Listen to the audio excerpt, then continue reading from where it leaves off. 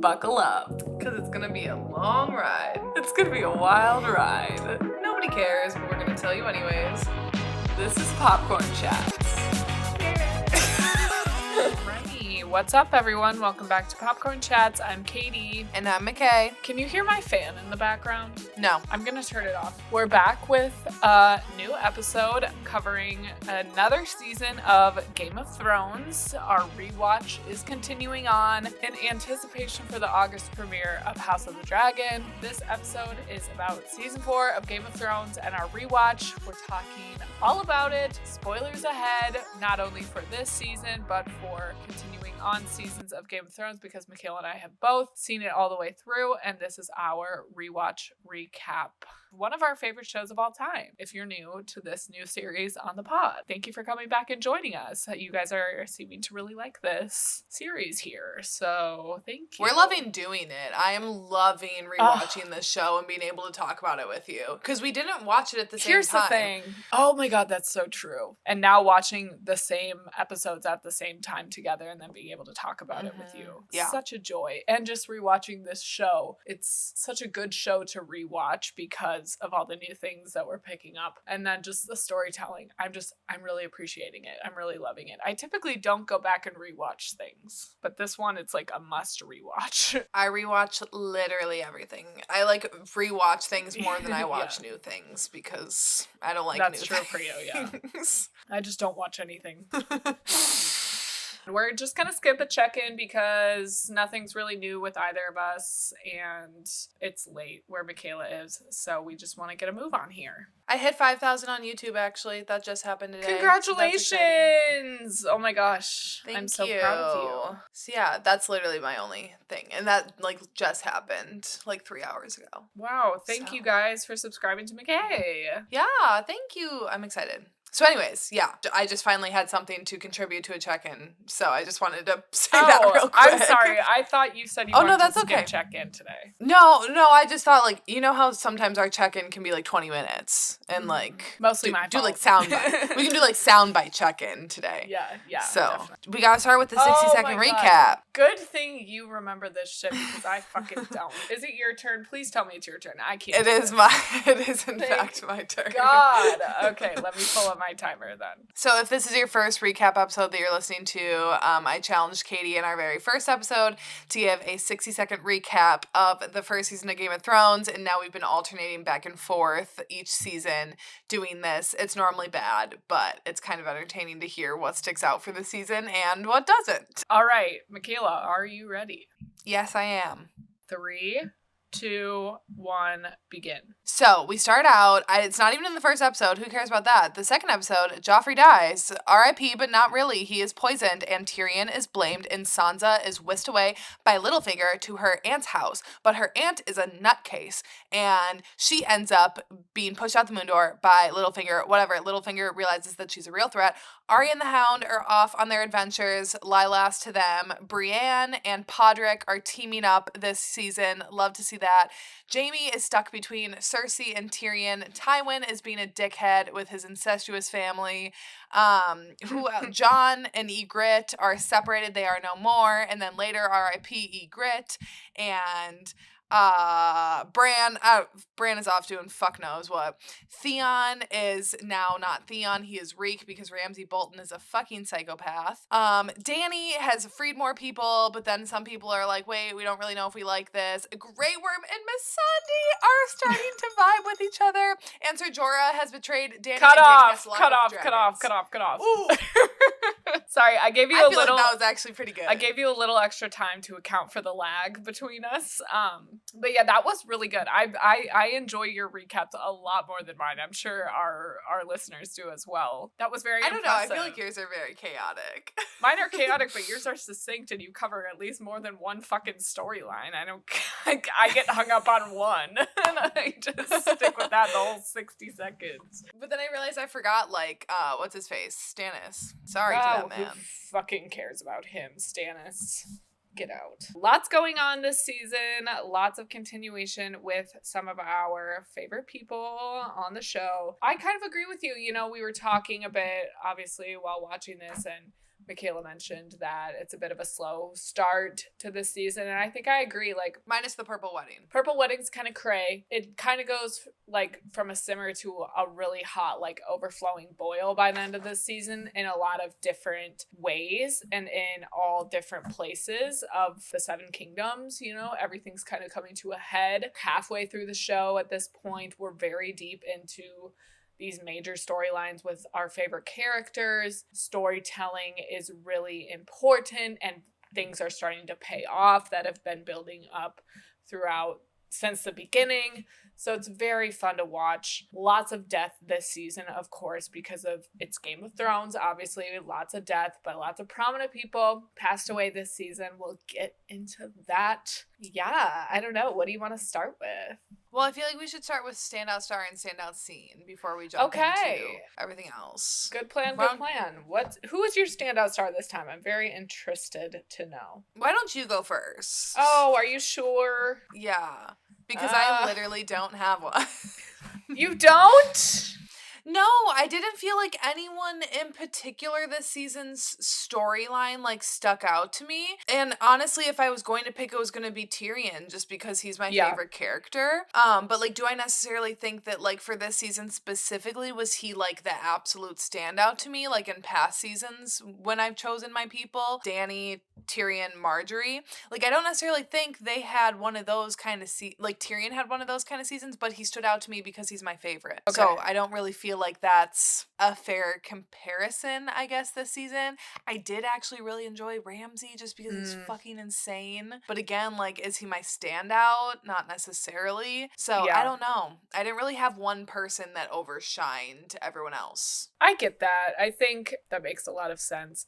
I'm surprised, though, with you not choosing Tyrion because I think of all the storylines, the King's Landing storylines are my favorite, especially with like the Dorne people thrown into the mix and everything that is the fallout after the Purple Wedding. I really loved Tyrion this season. I think he would definitely be a contender for my standout star. But something that surprised me, and I think who I'm going to choose for my standout star this season, is Prince Oberyn. I really fucking like him. And I think Ramsay as well. Like, I didn't appreciate these characters as much the first time through because they're like kind of late to the game. And I'm already, you know, we've talked about this, like struggling to keep up with who's who. But now on this rewatch, I'm able to appreciate everyone so much more. I'm picking up on so much more.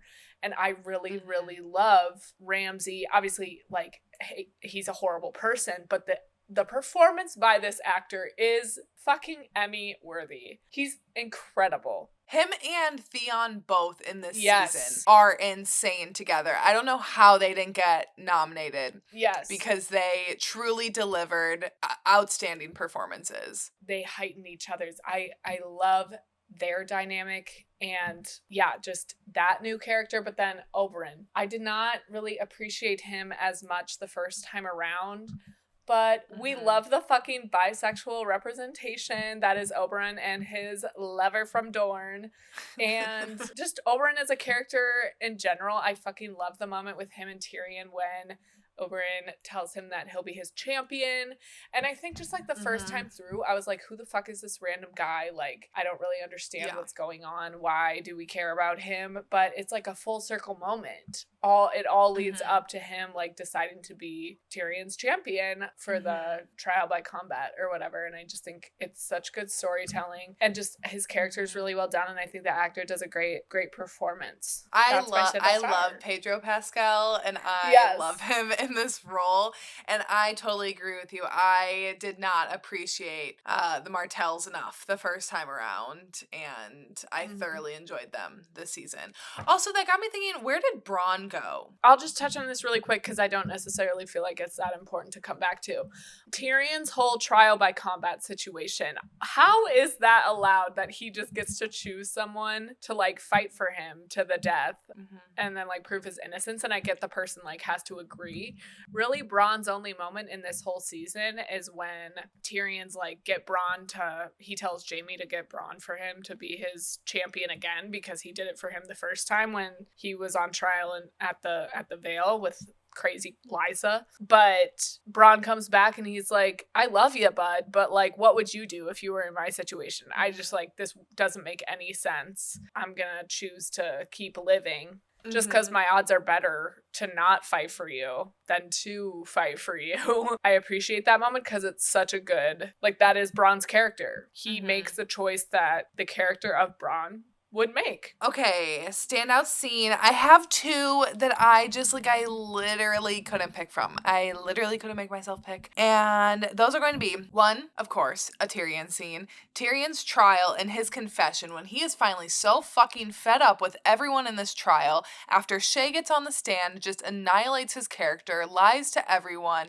Everyone has like turned their backs on him, betrayed him, whatever. And when he turns around and he's like, none of you would be here if it wasn't for me. You would all be dead. You would all be captured. Stannis would have this castle, and this is how you're all treating me. And when he turns to Varys and he's like, you even said that people are not going to like remember my name or like thank me for what I did. And Varys is like, yeah, you know, like I did. But he, again, like he can't really say anything because he knows it's true. I love Tyrion calling everyone out for their fucking behavior because he is mistreated by every single person on this show. And yet he still always like chooses the right path. At the end of the day. Right. Like, he'll still choose. Like, if he had to make the same decision to save those people all over again, he still would do it, even knowing what he knows now. I love that scene. And also just Peter Dinklage is insanely talented. And then Sansa talking about Lyrsa's death and lying to the, like, little council there with the Knights of the Vale.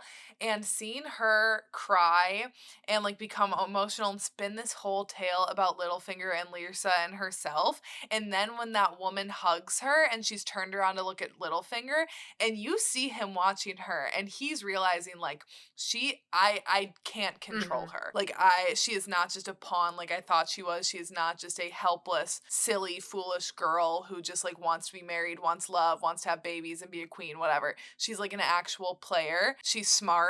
She knows how to play her hand right. And she is an actual, like, threat to him a little bit. And I just love seeing Littlefinger realize that. And then also us as an audience realizing, like, oh shit, Sansa is not the same, like, helpless girl that we saw in season 1. Yes. I love that scene. Yeah, I love that moment because she really had his entire life in her hands because she definitely could have like fucked him over really hard. I think that's another Sansa moment, kind of like when she was playing her role in the Capitol. I mean, she's like a very skilled actress at this point. Sansa is the character because she had to pretend to be someone she wasn't in the Capitol basically her entire teenagehood. And now she is kind of like, she's not letting up just because she's out of there. That's when Mr. Baelish should have known that she is not one to be fucked with, but he continues to try and manipulate her, and that does not end well for him. So R.I.P. My standout scene was also Tyrion's trial.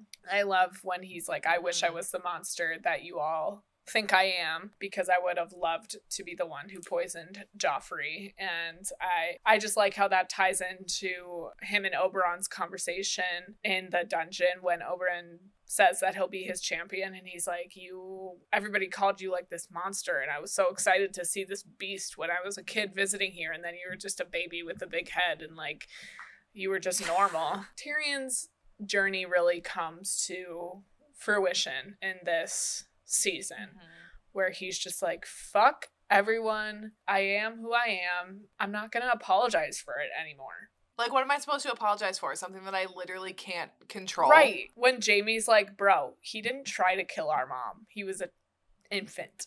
Like, Cersei, just shut up, like, bro. Thank you. You want to stand behind the man that killed our mother? It's like, you're on Seek treatment. Honestly. Maybe if more mental health resources were available to these people, some of these things wouldn't have happened. I love how the purple wedding, though, wasn't either of our standout scenes, because even though it was shocking, and I feel like maybe if we're done with that as we transition, if we want to maybe start with like all the stuff in King's Landing, because like you said, there is so much there, and I think it was arguably the best location of storylines this season. But we start off with a bang. Yet again, Marjorie, widow times 2 now, not able to consummate a fucking marriage yet. Yeah, it's like she's cursed. I remember watching The Purple Wedding, because obviously when I first watched this, I had no idea that Joffrey died or like how he died or how any of this went down. And it was even more shocking because it's only the second episode in the season. When you kind of anticipate like big things to happen later on in the season, but to have it be the second episode, that whole entire wedding sequence is great. When you're seeing Joffrey be like a fucking asshole, everyone just trying to get drunk, everyone having a party, and then when Marjorie's like, we'd like to pledge the food to the village, and then Cersei's like, take it to the pigs. Yeah, what the fuck, Cersei? They gotta sprinkle in those moments though, because at the end of the day, Cersei is a villain, but she has moments where it's like she's not redeemed, but you can't help but like be drawn to her as a character, and I think a lot of that is just the actress and her performance, but those moments are very integral, I think, to the character of Cersei, where it's just she is this cold-blooded monster. I don't know, just her like mama bear moments. I'm like, I can't help but love her in those situations. And when she's begging with Tywin not to like ship her off to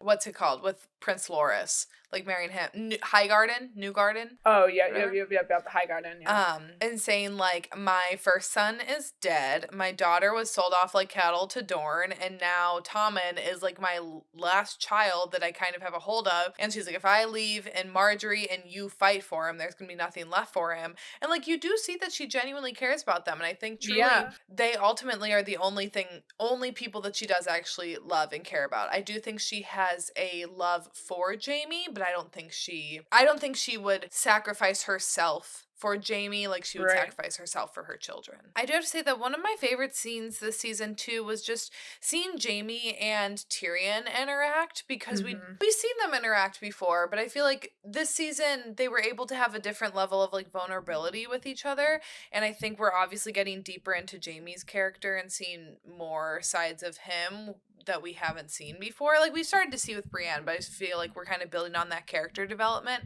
that we've been getting of him over the past few seasons.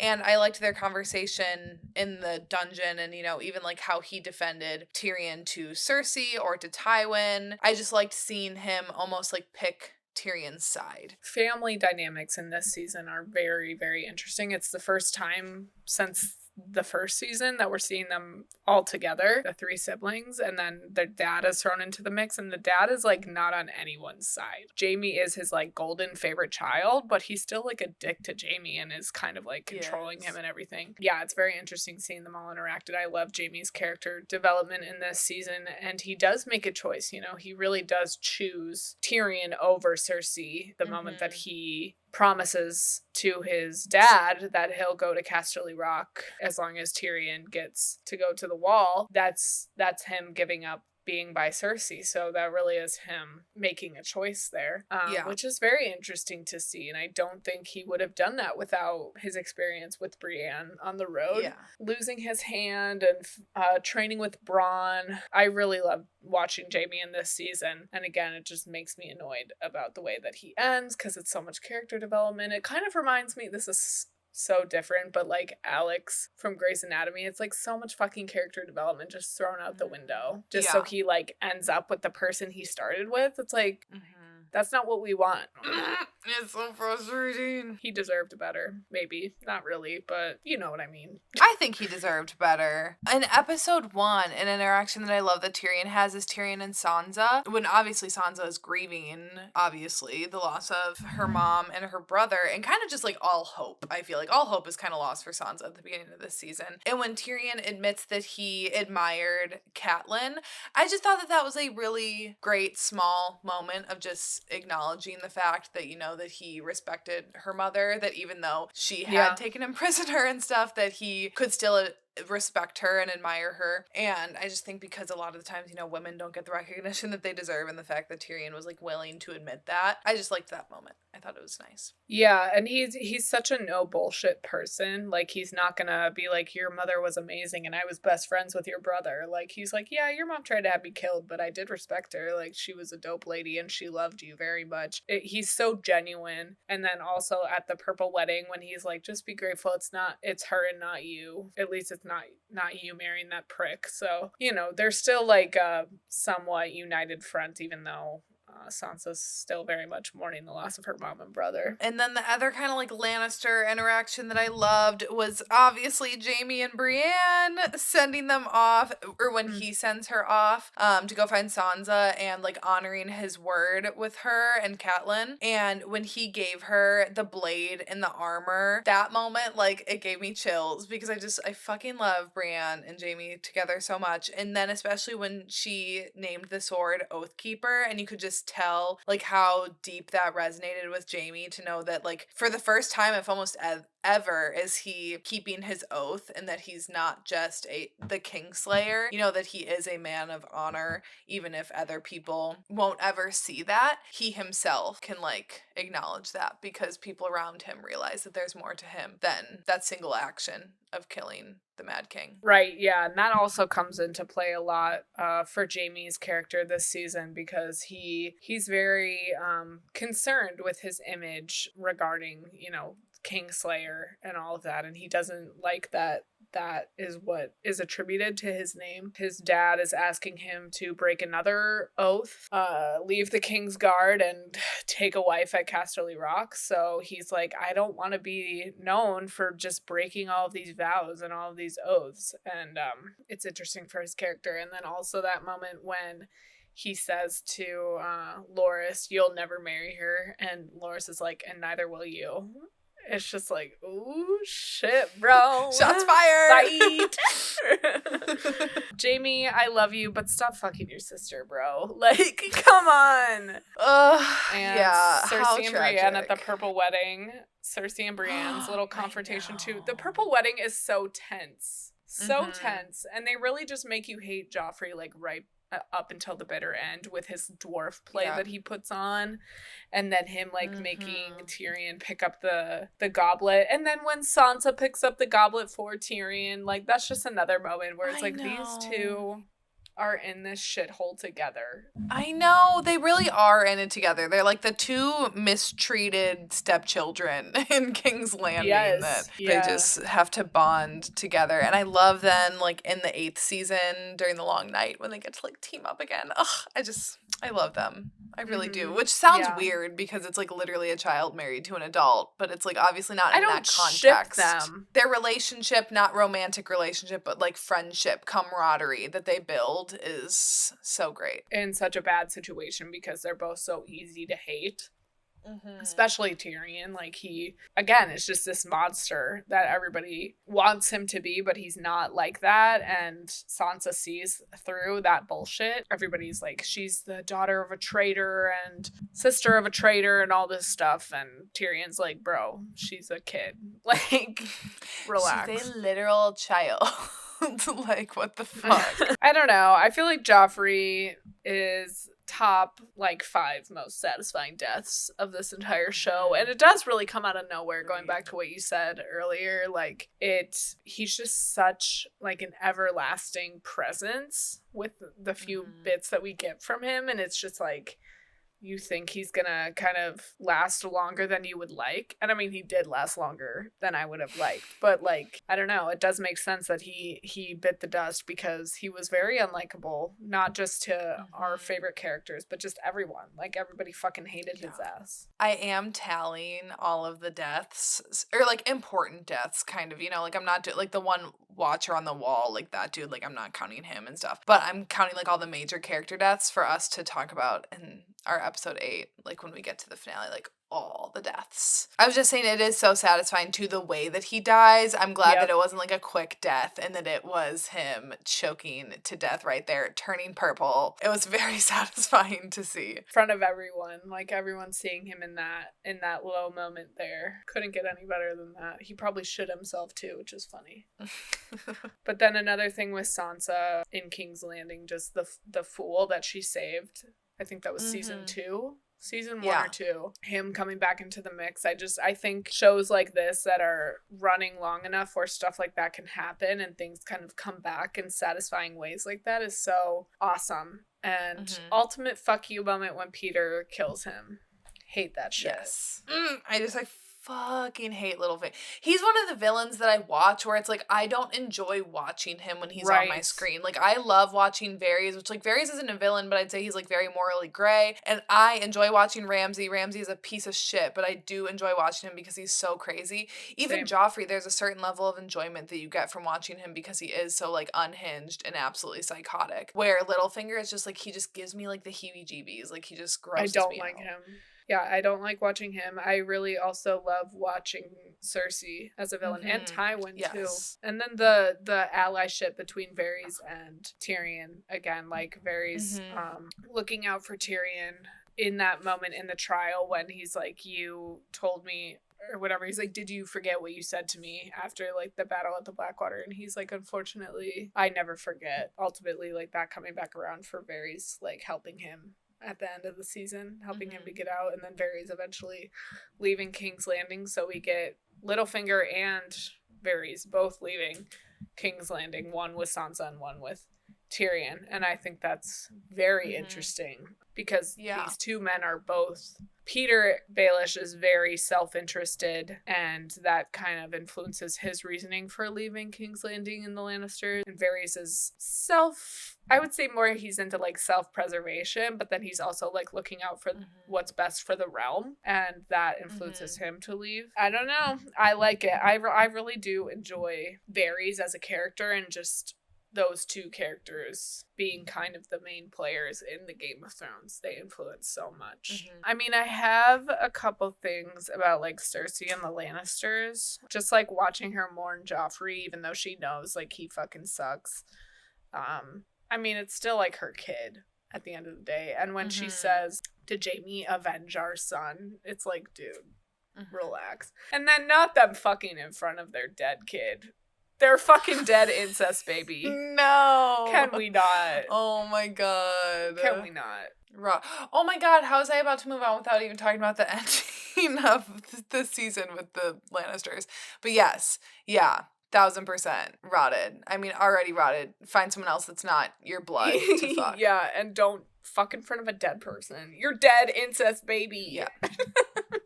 Yeah, that is so nasty.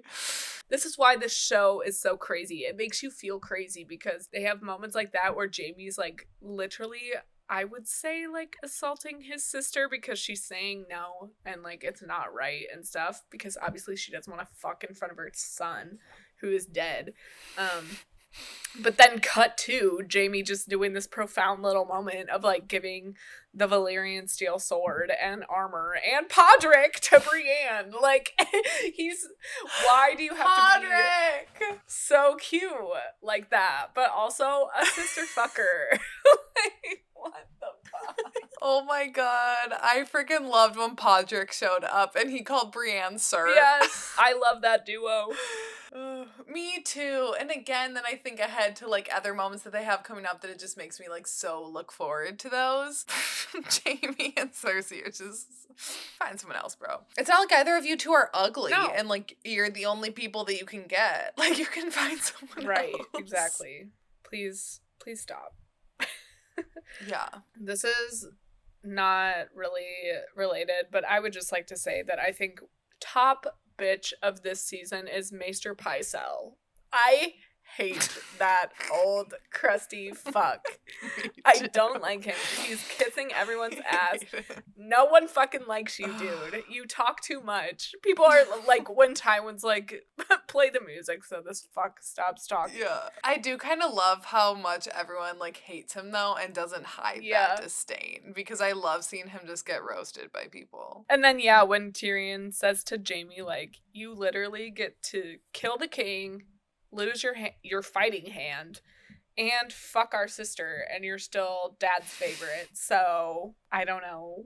That's not really fair. I just love all of the Jaime and Tyrion content that we get in this season. Just like I feel like we got so much Tyrion and Cersei content in the third season and second season, and now we're more like Jaime and Tyrion. And also just going back to Podrick when Tyrion's like, there has never lived a more noble squire when he's talking to Podrick. Yeah. And he gives Podrick to Brienne. And also then when they run into the little baker boy. Yeah. And he gives him the direwolf. Yeah, I was gonna bring that up when we talked about Arya. I just had one more thing that I completely forgot about. Yeah, was the finale. And also just two middle fingers to Shay once again. Yeah. Like, this is not you, I like, hate trying that. to survive. This is you, like, being a petty bitch and Butthurt. just completely, like, this isn't, like, just making up some sort of, like, lie that's gonna, like, damage his reputation. Like, he's literally gonna die. You're literally sentencing him to death because he sent you away, which if you had half a brain cell, you would realize that he did that because he loved you and was trying to keep you safe from his psychotic sister and psychotic father and psychotic king. And then I find her death satisfying. I do. I'm glad for Tyrion. And I find Tywin's death so satisfying, too. I mean, Tywin's death, super satisfying. I'm sad for Tyrion when he kills Shay because this is like the second woman prostitute that he has fallen in love with. I really feel for him in this moment because he did love her, and like you said, he was just trying to protect her, and she was like, well, you broke up with me and now I'm gonna fucking get you killed and fuck your dad. Yeah, don't do that. That's not a justifiable reaction. You're a little bitter. I get it. Yeah. You got dumped. But it was for your own good. It wasn't because he didn't like you. And he only made it seem like he didn't like you because you wouldn't leave. And he was just trying to protect you. Well, and also he didn't dump you out in the street. He, like, set you up. Right. Their breakup was hard to watch. It was sad. It was hard. Crying and stuff. And it's totally justifiable why she would be upset. But then to, like, lie to literally get him killed over it. Right. No. And to come back to King's Landing just to, like, tarnish his name. And the fact that he was so, like, well, not so respectful to Sansa. He definitely did want to have sex with her, but the fact that he didn't, and he was like, I will not rape her and all this stuff, like, and then for her to come back and be like, he was just mad that she wouldn't let him into her bed and all this stuff. It's like, Shay, why you gotta be like that? Yeah. Come on now. So horrible. And I just love Tyrion so much. I think maybe that's where my anger comes from with Shay too, is because it's like, I feel so protective over Tyrion, and like Same. anyone who wrongs him so like unjustly makes me so angry. Yeah. Agreed. I love Tywin's death too. Another, like, I feel like it's overshadowed by Joffrey's death. Well, not overshadowed, but Joffrey's death is very satisfying, but Tywin's is very satisfying in this season because I love how he calls Shay a whore and Tyrion's like, say that word again and I'll kill you. And then the second he says whore again, it's arrow to the heart. On the shitter. Yeah, dead on the toilet. Like, you're gonna be a little bitch, you're gonna die on the toilet. I love that too, because you just know that man was so prideful, and the fact that whoever had to come in and take away his body, just ass out, dick out on the toilet, like, just so vulnerable in that moment. Oh, I would have loved, I know that's obviously an oxymoron for him to be able to see himself dead, but I really would have liked to have seen that humiliation. And how he's so sure that Tyrion isn't gonna kill him. It's like, dude, you went too far. You went too far. And I love Varys, asexual king. Everyone makes fun of him for not having a dick, and he's just like, I never liked anyone anyways. Yeah. Represent, Varys. Represent. Fuck yes. I think this is like Varys' turning point, and I agree. I love that character. Next in my notes is Dany. How do you feel about... Let's jump to it. So, Dany this season is very interesting. I would kind of say that this is maybe a bit of a plateau season for her. Yes. Because she has control of the city and is just kind of chilling, and she is getting a taste of what it's like to rule for the first time. And this whole, like, breaker of chains, ender of slavery situation is more complicated than the bad bitchery surface level that we saw in previous seasons. So she starts off going to this city where there's slaves at every mile marker. Horrible, horrific. It's a bad bitch moment where she's living up to her title of breaker of chains and watching her free more slaves, fuck over the slave masters and having that, like, kill the masters moment. I think it's interesting too that her mantra isn't free the slaves. Her mantra is kill the masters. A little bit yikes. Very telling. And again, on like a first watch through, you don't necessarily pick up on stuff like that. Second watch through, it's a little bit like, red flag. Interesting. And then crucifying the masters. I remember my first watch through of this, I was kind of like, It's not something that you can't come back from. Because it's like, I understand justice, like you want justice, but it's just very interesting how she has to confront some of these decisions that she makes. Like when that man comes and is like, my dad is one of the people that you crucified, and he spoke out against slavery, and people turned him down, and why would you answer one crime with another crime?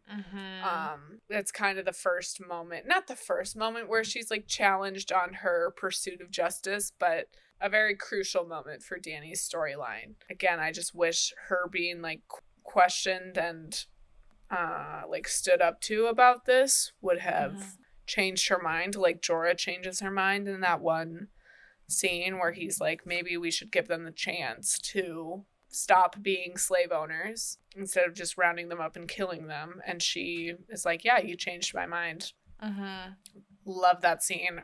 Sorry, I'm rambling, but her dress in that scene, holy shit, she looks so good.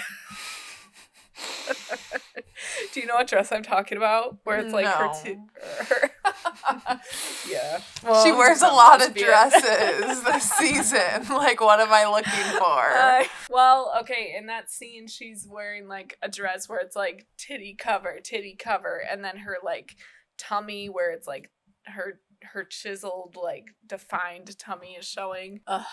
Anyways, I love women. We don't have to get hung up on that, but I do like her wardrobe more this season. I like seeing her have money to have clothes. Yeah. Her outfits are always popping off this season. It's amazing. But yeah, I don't know. What are your thoughts on Dany this season? I think Dany's a little boring this season, if I'm going to be honest. I agree. The things that I more enjoy for Dany this season are her crew. I love Ser Jorah, as always, and as I have said time and time again, I love Grey Worm and Missandei. They're like top 5 favorite. I love them so much.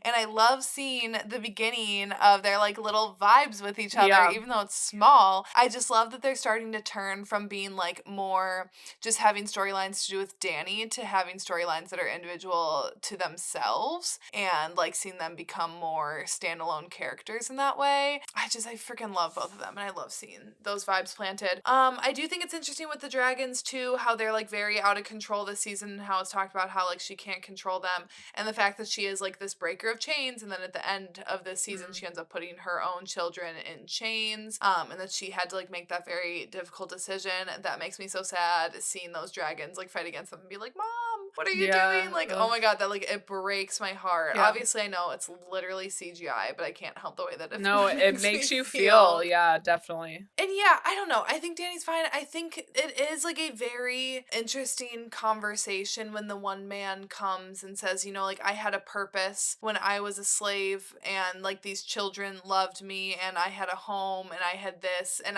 that was just like his life, and how she took that away from him when maybe like he didn't necessarily want that freedom. And it's just interesting because obviously like slavery bad, like there's no like question about that, but then when you hear from his perspective of saying like, well, actually I would like the option to continue to go back, or like to go back to that family because like that's where I felt my calling, and how he's like, I'm old, you know, like I don't have the time to change like all of these like younger people do. So like obviously you can let all of them make their own decisions, but for me, I would just like the same respect of being able to like make my choice to go back to my master and family, which it's just, I don't know.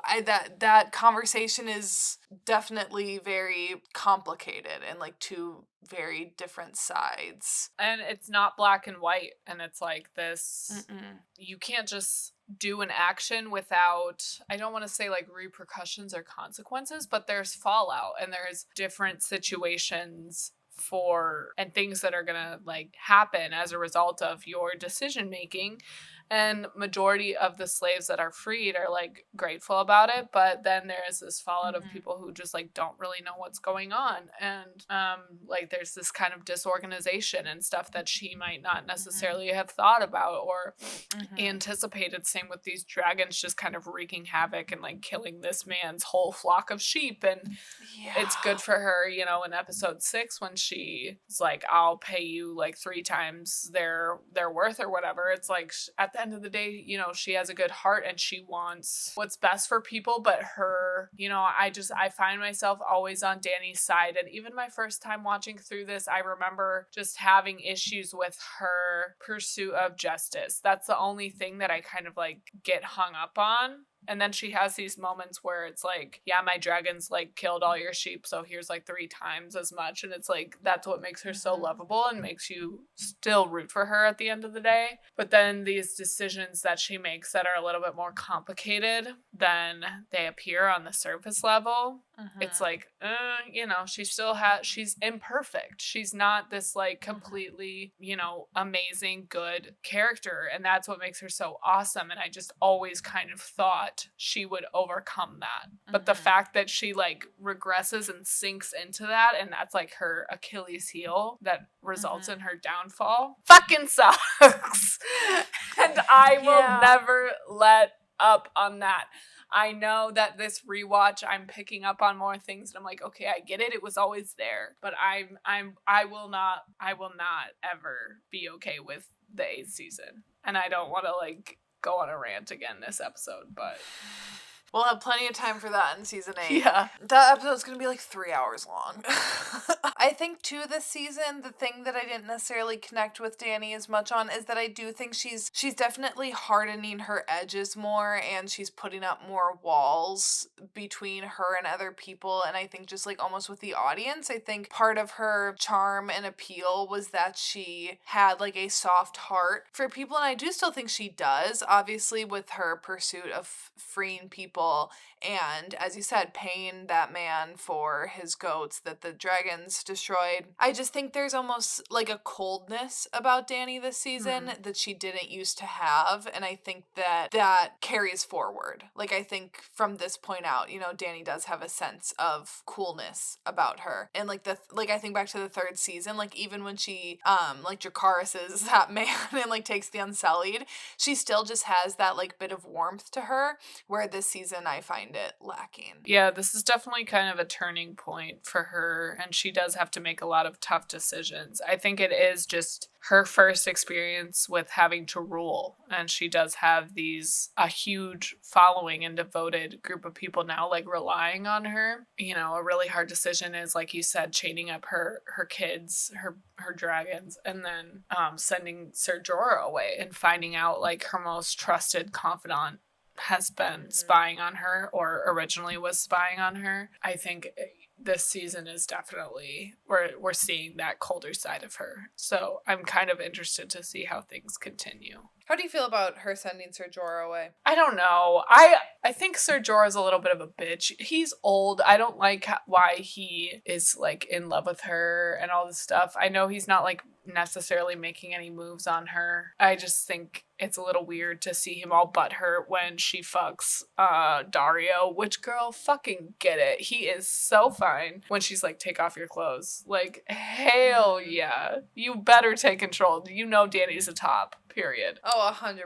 And then to see Jorah like all butthurt about that. Yeah, I don't know. I feel like it's kind of a bitch boy moment for him, but also I'm sad about it. And she truly is lost without him. And I think it's foreshadowing, you know, again, her downfall when he does pass away. She loses that. Like, he is kind of the Peeta to her Katniss. Like, he is the light. He kind of softens her out just in that moment when he changes her mind and is like, maybe let's not kill everyone. Let's, you know, be reasonable here. He is very much like a voice of reason when you can tell that she is not feeling rational. Yeah, so it does all make sense, like, ultimately leading up to the end and everything. It's like seeing that situation where he changes her mind and brings out the good in her, and then her sending him away. It's very much foreshadowing, like, Dany isn't Dany without Jorah. But again, just the execution babes at the end. It didn't need to be that way. I think the break, it was, I guess, kind of needed for Dany and Jorah. I do think it's interesting to see. I like that we get to see her operate on her own for a bit moving forward without him, just because he has literally been by her side since day one. So I do think that's interesting. But I just don't like it because I do just love their dynamic, and I do just really like them as a duo, and I will be looking forward to when they are reunited. My next set of notes is the Wall. Kind of a lot going on there this season. Mm-hmm. I love Ygritte again. Just how she's like, I'm not anybody's to own. All of you guys have all this shit to say about me. It's like, you know what? All of you men, we have this whole war, like this whole huge precipice of the free folk, where we're finally gonna take the Wall. We have all these people, we outnumber them. It's a huge moment for us, right?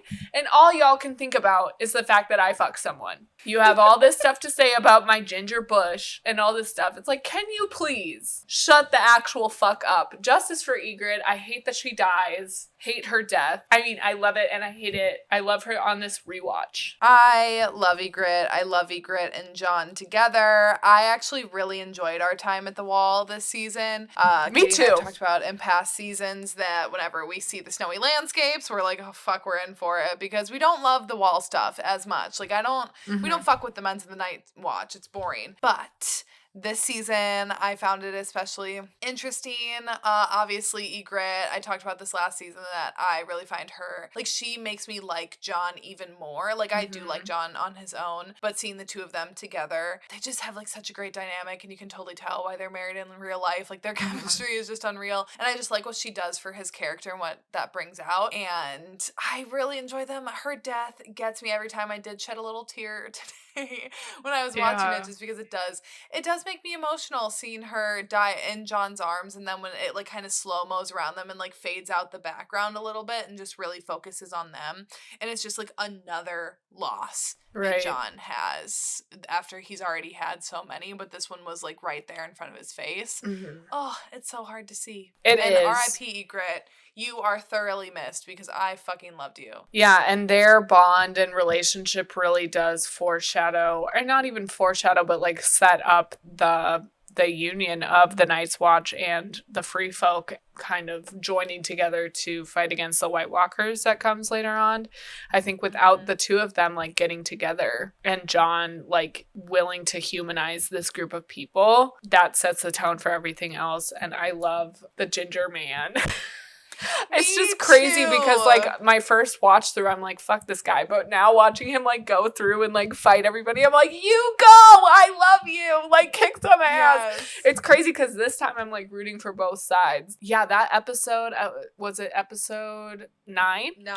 Yeah. When it's like solely them. It's a great episode. It is. It's a really good episode. It's really well done. The director, Neil something, great job with the whole combat, but then also like those emotional triggers as well. Like, it's a great blend of both, because we have this group of friends that Jon has been with since the beginning, like Sam obviously, but then Pip, and then the other two guys. It is cool to see Jon like stepping up and leading, and him being right. And that conspiracy I say in quotes, coming to fruition with like the biggest fire that the Wall has ever seen. You know, the Lord Commander acknowledging like, oh damn bro, you were right. And seeing Jon take control and relying on his brothers, his best friends. And I do, you know, feel something when Pip passes away. It's such a confusing situation that Ygritte is the one to kill him, because it's like, god damn it, Ygritte. But also I love Ygritte. And then when fucking Ollie, the little kid, kills Ygritte, it's like, god damn it, Ollie. But then we see Ollie's family get slaughtered by wildlings like earlier on in the season, and it's like, damn. Yeah. It's just such a complex episode, because really, especially on the rewatch, it's like, who are you truly rooting for in this moment? Yeah, 100%. And I love in this episode what it does for Jon's character too, especially seeing him step up and be a leader, because that only carries forward now for the rest of the show. Has really come into his own, because he started out being a bastard, going to the Wall, not really being like treated with respect or really having much authority, like anything, just kind of wanting to blend in, do his job, whatever. And you're seeing him step up and become who we know he can be, and be like Ned, even though Ned, like, isn't his dad, but, you know, was his, like, fatherly role. Yeah. It's just great. I felt, like, proud of John watching this episode. I know you hate him, but I really loved just, like, those moments with him. And I love seeing hand-to-hand combat. It's, like, my favorite thing in all these fantasy shows. In Star Wars, I love the lightsaber battles, and I love the hand-to-hand combat in this one, and also just Kit Harington in general. Like, his hair looks great while he's doing it. You can just tell that he's, like, obviously skilled in what he's doing, and that he's actually able to do his own stunts and fight sequences. I wish Kit Harington really well would have had done. a cameo in Star Wars or something, or like if he would have been like a side character in that, I feel like he would have thrived. I will say I don't hate Jon Snow in that episode in particular. A precipice of his character development, and really cool to watch him and his bros. I think it's them all together kind of like rising to the occasion and being like, you know, we're this ragtag group of criminals that everybody's like underestimating, but they all like rise to the occasion and they're all like boss ass bitches. I love Sam and Gilly. That made me emotional when Sam just kind of like realizes that he loves Gilly, and when they kiss and when she like makes it back and all that. Also the moment in the tunnel when they start like chanting their vows. Yeah, I don't know his name, but like when John's like, you need to go and like hold down the fort. Just whenever John's like telling his friends like what to do, and they're like, hell yeah, I stand behind you. It's very cool to see, very heartwarming. It is. Also, this is kind of going back to the beginning when they like go back to Craster's and kill the brothers that like stayed there and kept like raping the Craster women. I love the John and Ghost reunion. So cute.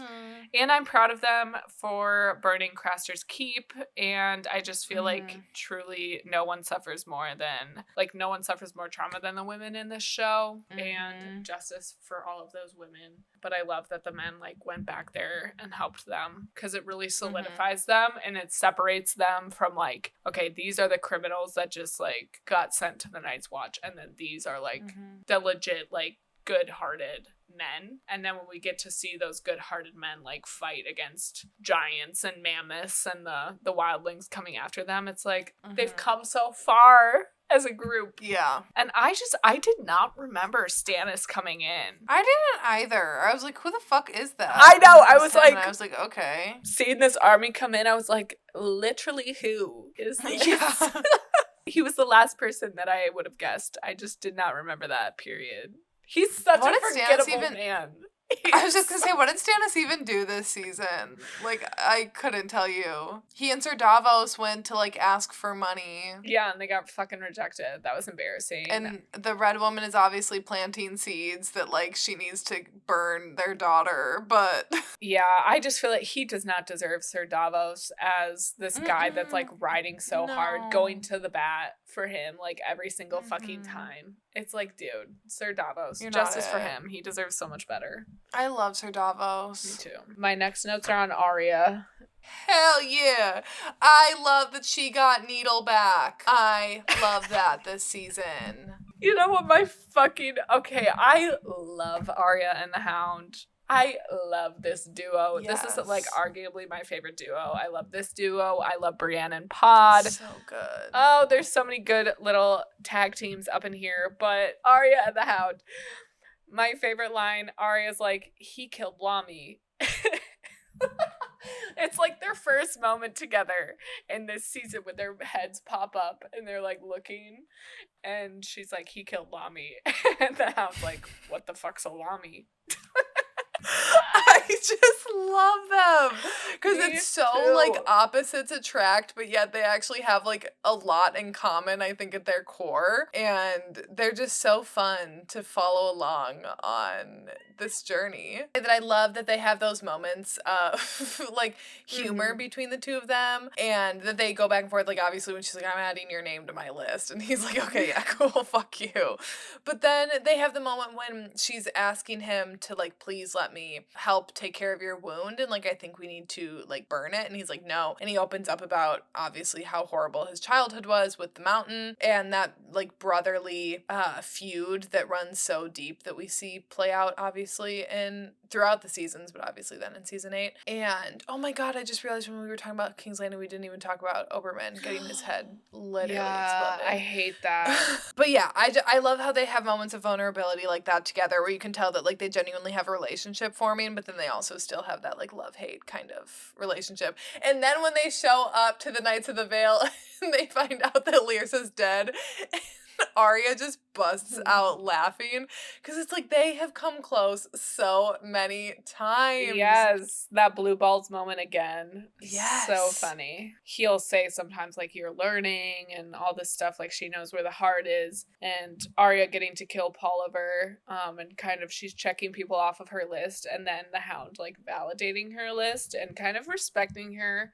in a way. Yeah. I feel like this is a turning point for Arya's character too. Like she really does become that bitch this season. And again, just like with the Hound, it's like he has the ability to be such a lovable character in certain moments, but then there's other moments where like when he kills the farmer and he's like, dead men don't need silver, Arya's like, what the fuck, bro? Like they fed us and stuff, and he's just like, well, I just get how things work, and you do good to know how things work too, and how many Starks do they have to behead before you start to understand how the fucking world works. And it's like, That's yeah, true. he does kind of have a point. And just them like learning from each other, you know, he is healing. Like he's processing his trauma, and him telling her about the fire story. And then yeah, Hot Pie telling Brienne and Pod about her, and then giving the wolf pie. Again, it's just the show at this point is coming into its own a little bit, I think. Having moments like that pay off and are satisfying, because the first bread wolf that he made, what the fuck? Am I even recording? Oh, okay, I am. Sorry. I was about to be so pissed. But the first bread wolf that he makes is so botched, and then this one actually looks really good. It's so cute. And then just, like, Brienne, too. I love when her and Arya meet, and Arya kind of seeing someone, like an older version of herself for the first time, and just, like, that validating moment. And it's so, like, that's another blue balls moment, because I do wish that the two of them would just, like, hang out together, but it does make sense that Arya doesn't necessarily trust Brienne, especially with the Valyrian sword and the, you know, Lannister gold. And I think the fight with the Hound and Brienne is also a really good fight. The fact that she fucking takes a bite out of the back of his head, fucking rotted. But I like the Hound like telling Arya to go after Brienne, and it's like, she'll protect you. Just him being like straight up with her in that moment. I mean, it's kind of like seemingly his death. Like, I know that we know it isn't, but in that moment it's kind of like, how is he gonna, from that and her just sitting there and him just talking and talking and talking, and eventually him like begging her to kill him. Yeah. It's interesting. I don't know. And then I'm very excited for her next chapter, and I just love seeing her out on her own at the end of the season and like riding her own horse, and then the whole Valar Morghulis or whatever she says to get on the boat, and how that like foreshadows the end of the entire series where she's on the boat again. I got serious chills when she's on the boat looking ahead to the next chapter. She's such a bad bitch. I'm looking forward to her line next season. Quick talk about Theon and Ramsay. Yeah, let's do it. So we're really seeing Theon is a whipped boy this season. He has the opportunity to literally slice Ramsay's throat in the shaving scene, and he doesn't do it because Ramsay's like, Rob's dead. Like, Ramsay literally tells him that he killed Rob, or his dad helped kill Rob in that moment, and Theon's clearly like considering it in his head, but he doesn't because he's so whipped. Theon is just truly broken. And then again, when Yara tries to save him, which is such a dope moment for Yara's character. I love the music and her just like commanding this huge group of men to go save her brother. I love Yara. Me too. I do. I really like her. But yeah, it's just, it really does show how far gone Theon is and how fucked up Ramsay got him. So I still don't like Theon, obviously, but it's not like necessarily fun to watch him be so psychologically broken down by Ramsay, but it is fascinating. It's just so unlike any other. What the fuck are you doing? I just see her little eyes glowing in the closet. It's just so unlike any other kind of torture that we've seen anyone go through on the show. Like, so psychologically broken. Yeah, and I think something that I'm noticing on this rewatch is like Ramsay's daddy issues, and that moment towards the end of the season when his dad, Lord Bolton, says to Ramsay, like, tell me, what is your name? And Ramsay's like, Ramsay Snow. You know, he's just always had to kind of overcome being lesser than and, like, remember who you really are. You're a bastard at the end of the day. You're not truly a Bolton. And he's just always trying to, like, prove himself to his dad. And I think he's taking that trauma out on Theon, and he kind of says to him in a different moment, and he's like, remember who you are and who you've always been. You've always been Reek. You've always, you know, you're always going to be Reek. So just seeing that reflected with his daddy issues. It's kind of crazy. And then that moment where the sex scene, I know this is inappropriate, but I just think that was a hot sex scene. What scene? Like, when Yara's like coming to save Theon and Ramsay's having sex with that girl who's also like kind of crazy. Yeah, she's a nut. He's hot. See, that's the thing. It's like he is. So then, obviously, like next season, when you see from the outside, like what Sansa sees, and then what kind of monster lurks underneath, that's what makes him more scary than someone like, I don't know, like Tywin looks evil. I don't give a fuck about Bran. I don't have a single comment about him. Yeah, I don't obviously care about him either. The fact that he literally sees Jon, and the fact that he's convinced by fucking Ferb, which is now what I have started calling him because that actor is the voice of Ferb on Phineas and Ferb. The fact that he lets Ferb convince him to not reunite with Jon, to find the fucking Raven, which I still don't even fucking understand. No. They spend so little time on this storyline, and then when they do, it's so uninteresting, and I just don't give a single fuck about Bran or Ferb or Ferb's sister. No. And I don't like the weird fairy fantasy girl. Rest in peace, Ferb. I completely forgot that he died. I thought that he lived till the very end, but I guess not. I don't care. I feel like they want us to care, but I don't. I know. I don't give a shit about anything to do with Bran or the Three-Eyed Raven or any of those people. Yeah. I don't even keep track of their names. I literally don't pay attention when they're on my screen. That is my phone time. Either. And Hodor is not consenting to Bran being in his body and just killing all these people. So justice for Hodor. Quickly, another bitch of this season is Robin Titty Sucker Child. Peter, you're literally a predator. Why are you kissing Sansa? She is a literal child. But I also think that Liza being pushed out the moon door is iconic. Me too. It's a satisfying death, honestly. And also, I love seeing Sansa slap Titty Sucker. We didn't get a whole lot of Marjorie this season, but it is Sadly, interesting when like her grandma kind of admits to killing Joffrey, and her like look of knowing, her grandma being like, you didn't think I would actually let you marry that fucker, did you? Like, and just the fact that she does have compassion even for Joffrey, like how she was so upset by his death. Not so upset, but just like that was hard to watch. I love her, but it sucked not getting a whole lot of her this season. I do like though when she has her little visit with Tommen in the middle of the night, and when she's like, this is going to be like our secret, I'm like, oh shit, Marjorie, you're so like, she's sneaky. I love it. I think just like going back to the introduction of Oberyn in this season, and how again on the rewatch it's like, so he is actually very important, being like the champion for Tyrion at the end. Also, Smash. Oh god. Smash, for sure, Smash. And that story, him talking about how Cersei, like, fucking grabbed Tyrion's dick as a kid. Like, she has just always been a fucking crazy bitch. She's had issues from the womb. Why is she so crazy? Yeah, I think we already touched on this, but her just telling Tywin, like, yeah, I fuck my brother. It's all true, what they say about us. Yeah. That was iconic, a wild honestly. Moment. I kind of loved seeing that. I did too. Funny. One thing with the duel, like, oh my, first of all, that duel is amazing. But Oberyn, bro, you did not have to do that many, like, twirls and shit. Like, you're not that you're asking for your head to be exploded, but walk away. Yeah. Like, he had the chance to win. He really did. He did, yeah. He's just a showman, you know? He's theatrical.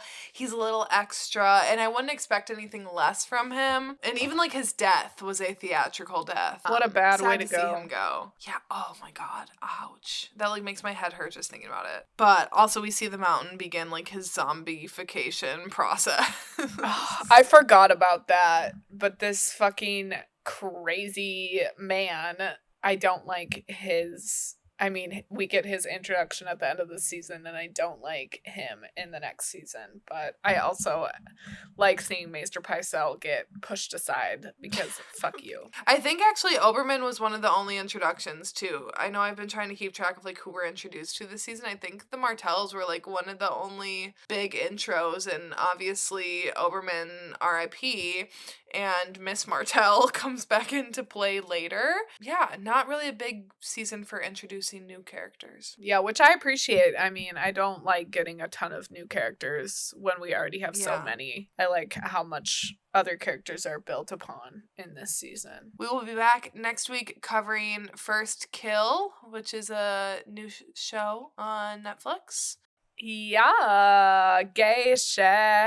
Happy Pride Month to all my gays and theys and everyone. And then we don't know what we're covering the following week, but then we will be back with season 5. So we got 2 weeks off. Maybe we'll catch up on Kenobi again. Maybe we'll find something new. Maybe we'll do a Drunk Disney. We don't know. But yeah, so we won't be back with another Game of Thrones episode for another 2 weeks. But yeah, August is gonna be here before we know it. All right, we'll see you guys next week. Lila. Lila.